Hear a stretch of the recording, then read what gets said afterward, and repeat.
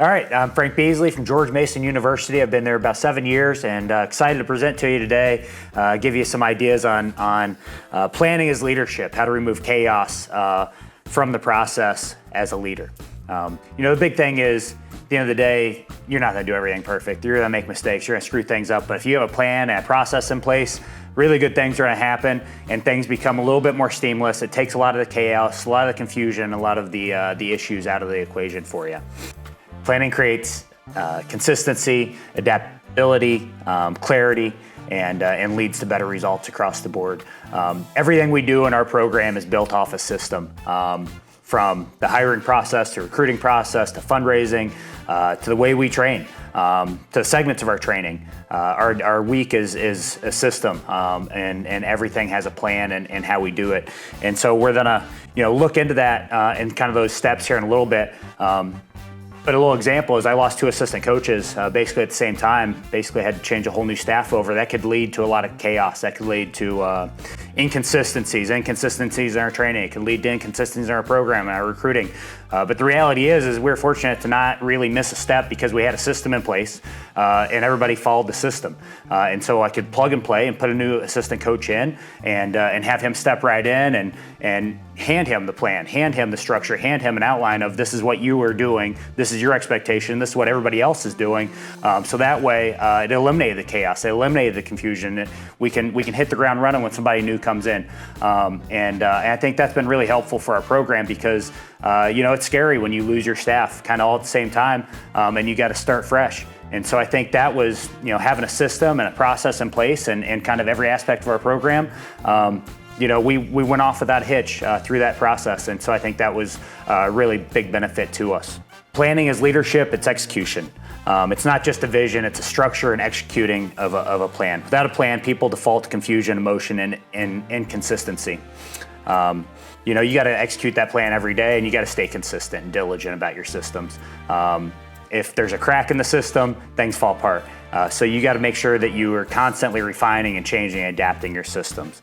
The systemized coach, planning in every category, break it down into a different bucket. I break each part of our program down into a different bucket.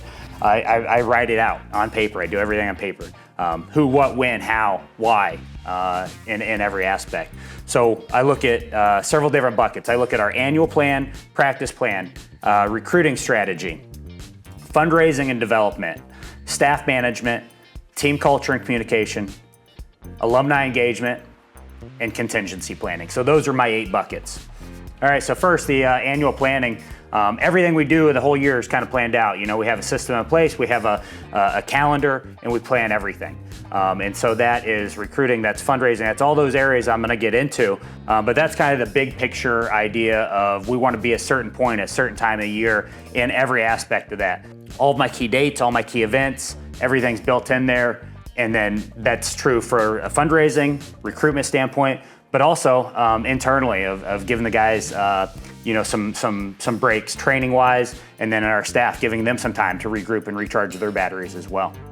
Practice planning. So we practice plan everything. So I try to work really collaboratively with my staff on our practice planning. So I have the skeleton and outline of our program for the next year. Of what we're doing, and then every week we sit down and we spend a lot of time kind of going through and detailing out every aspect of practice, every minute of practice. There's a plan in everything we do. It helps keep us on track so we don't go into a 3-hour tangent in practice into some technique just because we got there.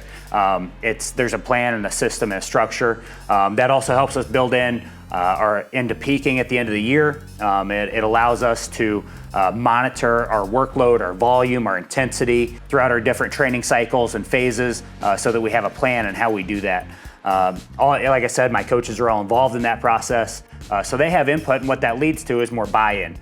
They know what's going on, they know who's teaching what we're teaching, when we're teaching it, why we're teaching it, and they have buy-in and accountability to that. It helps keep us all on the same page. It keeps us from having that split of like, oh, well, I do it this way, or I do it this way. And a lot of times it'll be like, this coach is going to teach, this finish on a single, and I'm going to teach a little bit different finish. It's similar, but a couple different options for you. But we plan that out ahead of time. I don't want to wing it and just get in there and go down into a rabbit hole. We want to have a plan in every part of practice. That's true for our weightlifting, our strength and conditioning, our conditioning, and especially our wrestling practice, because at the end of the day, we're wrestling coaches, and that's a very important piece of our guys' development. All right, bucket 2 is our recruiting strategy. And so we have a plan. It's like when we start to identify recruits, we look at a certain region of the country that we typically recruit from, and doesn't mean that we won't go outside that in a special circumstance, but we have a certain area that we really target. We look at the class, the commitment stage, the geography, all of that's part of our plan. From who we target to how we contact them initially, who contacts them, when we're contacting them, how much, the types of contacts, up till getting them on campus for a visit, whether it's an official or unofficial, and kind of different stages with that. And then to our follow-up for after. There's a written down plan of this is what we do with our recruiting, so that way it's seamless. Again, if I were to go hire a new assistant coach tomorrow, I come in, give him the plan, go over it with them, and it speeds up that process of him integrating into our system. That he knows exactly what that process looks like. And so I think that's really important to help with our recruiting, is that there's a plan. Now, obviously, some things change and tweak a little bit because some people have different timelines than others in recruiting. And so we can make some minor tweaks, but there's a plan and a system that we follow from the start of recruiting until they get on campus. My 4th bucket is fundraising and development. And so I'm very actively engaged in the fundraising side. I joke that I serve many masters. So we have certainly the university fundraising that we need to do to show our value to the university.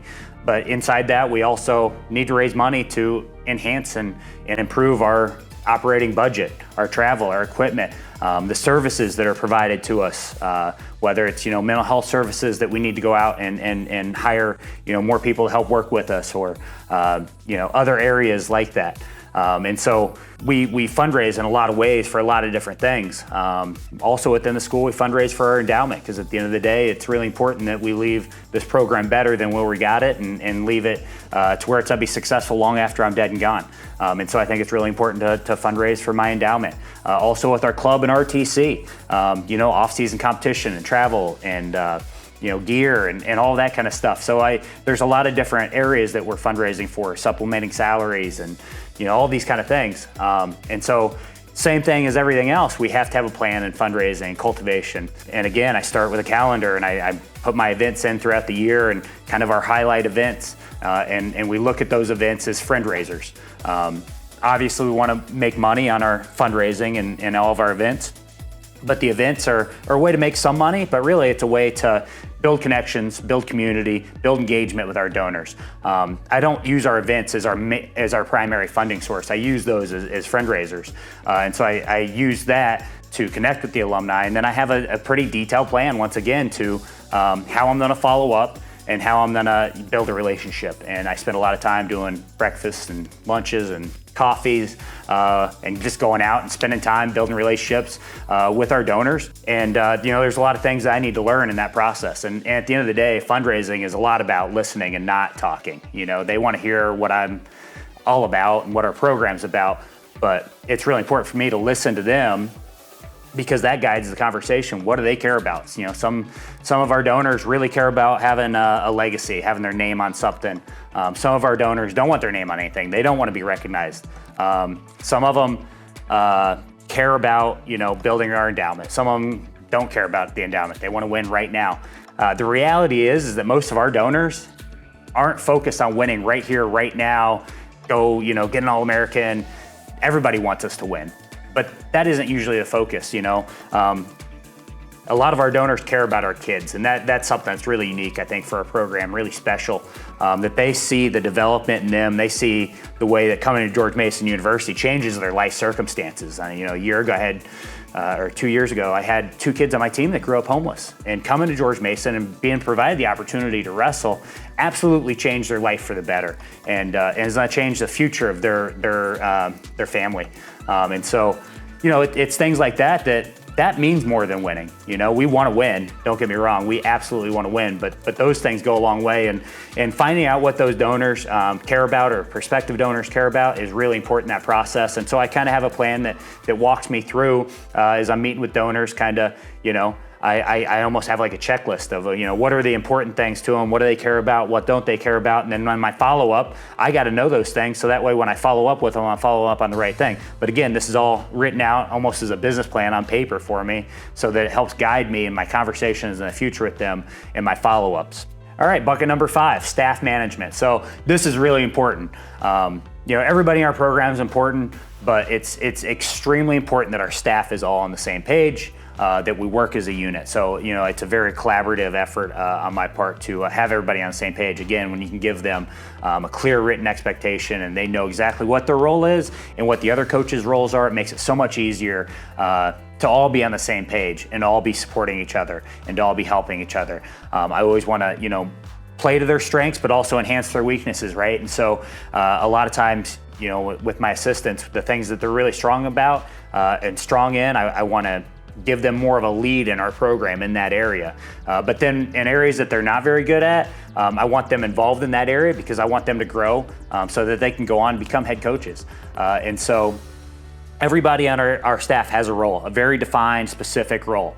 But we all also work collaboratively. The idea is that we're all helping each other build. So somebody has a lead in each area of our program, and then we all work to help build those areas. But with having everybody on the same page, we have a lot of meetings and check-ins and checkpoints of how they're doing in their certain areas and what they're going through and the struggles.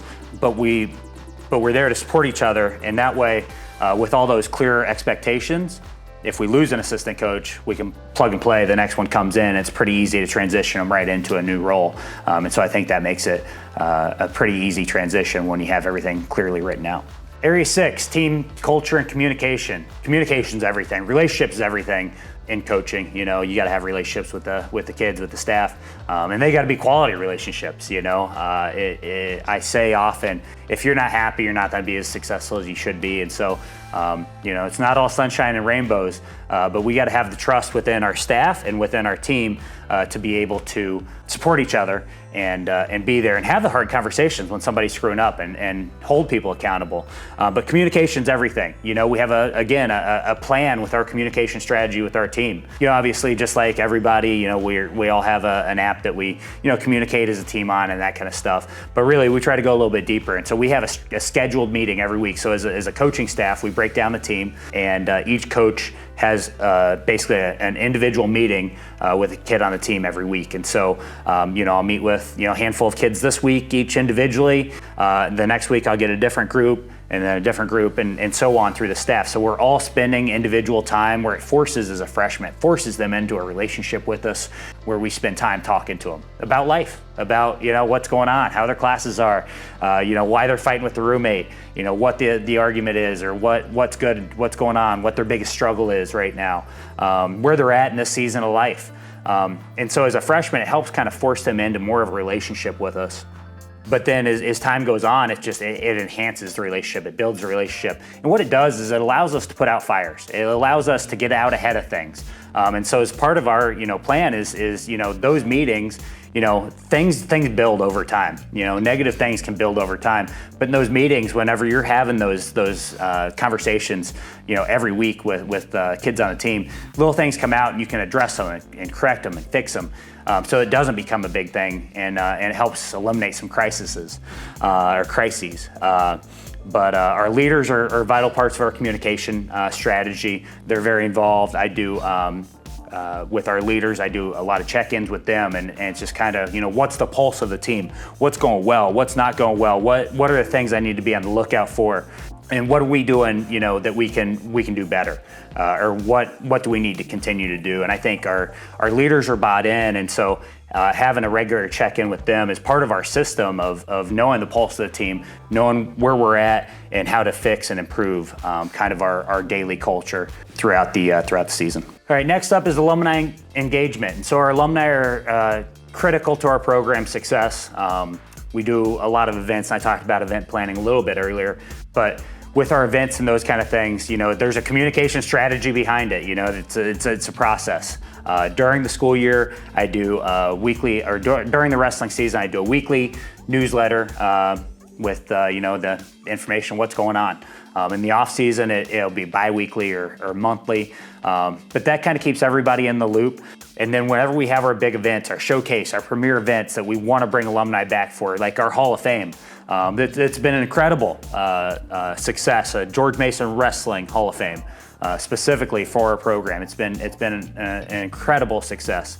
We're doing the Uncommon Bourbon release and bourbon tasting this fall that we're super excited about. And when we do these signature events, what we do is we'll send out a save the date. And then after the save the date, you get a postcard, and you could do these things pretty cheap in this day and age. But send out a postcard with a QR code where it's got all the pertinent information. You can sign up right there when you get it. And then, obviously I'm following up with the email communications and the newsletters. And so there's an engagement plan with our alumni of we're not going to be able to get people back on campus every week. We can't do 100 events a year. We want to showcase a couple of big events each year that are really our focus, so we can get 300, 400, 500 people. That's one of the goals that we want to do is get a huge number of our alumni back together a couple times a year, a time or two a year, because it's not realistic that we're going to bring them back for 7 different dual meets and then 3 other events. Like, it's hard for people to travel. It's hard to get everybody together. So we have a couple showcase events, and we have a strategy of how to promote those. And then it's really important that we follow up after. Thank you so much for coming. Handwritten letter goes such a long way. It can be something quick. It can be 2 sentences, but when you do a handwritten letter, they love it. And one thing that I found that we've really switched to over the last couple of years is we use our team. We get our team involved in those handwritten letters. Our alumni love to tell me, hey, James wrote me this great letter. What a good kid he is. Like, he's my favorite now. Or, Billy did the, and so that's gone a long way, because I used to be, my staff and I would write them all, and it's kind of a pain in the butt. It takes a while. But when you got 30 kids on the team and they can knock out a couple of them for you, it goes a little bit further, because those are the kids they want to hear from. They want to know what it's like to be in their shoes. They can relate with them. They were there, however many years ago as a wrestler on the team. And so that's been a good piece to it. But time and investment in the relationship is the whole key to the alumni engagement. But we have a plan of how we're gonna cultivate, how we're gonna invigorate our alumni, and how we're gonna get them back to these different events. And so there's a system to it. Next up, contingency planning. You never know what's gonna happen. Hey, we're dealing with 18 to 23, like 28 now, it seems like, with the COVID years and everything, but shit happens. You don't know what's gonna happen. Sometimes you look at your phone and you're like, why is this kid calling me at this time of night or at this time of day? What is going on? A parent's texting me. You never know what's gonna happen. And that's part of the job of dealing with college-age kids, right? And so you can never know what to expect, but you can put some systems and processes in place to help you through those, or to help prepare you for some of those issues. Again, there's no perfect way to do it, but I talked about having a plan. So if I lose a staff member, I can plug and play a new one, right? There's a consistency where we don't lose a beat. There's a clear written expectation. I don't have to do a heavy lift as the head coach to train a new staff member when it's a very clear expectation of what they're gonna do. I'll train them, but I don't have to spend the kind of time I used to before I wrote down the information and kind of detailed out everything that they need to do in the system and the process. You never know what's gonna happen in a crisis. But I talked about doing the communication strategy. The weekly meetings helps get ahead of something that can become a crisis by putting it out when it's a small fire before it blows up on us. That's been really, really beneficial for our program. We bring in various speakers throughout the year. A lot of time our alumni and donors that want to give back to our program, that talk about many different things. We have mental health professionals come in and talk about the mental health aspect. And the reality is a lot of kids deal with mental health issues, and we want to be there to support them. And we want our team to work collaboratively to support them. And when they see some of those signs, because they get this training with some great people, it helps us get out ahead of it. So hopefully we try to advert a crisis. We have social media presentations. We have people that present on professionalism and how to handle yourself, how to carry yourself, how to conduct yourself, so that they aren't getting in trouble in various ways. But systems over memory are always what's going to work. As a coach, it's like, well, I've always coached. Whatever. I can run practice off memory. But if you have a system in place, it's so much easier than just going off memory, because your memory's gonna fail. And then process over chaos. If you have a good quality, clean process, it will overtake the chaos that could happen in your program. All right, the outcome. Planning doesn't restrict flexibility, it empowers flexibility. Everyone knows their destination and how they're gonna get there, because we have a system in place for our team, for our staff. The system runs everything, right? So if I'm out sick, the team's still running. The practice is still running. Everybody's still on the same page. They know where they're going. They know what they're doing.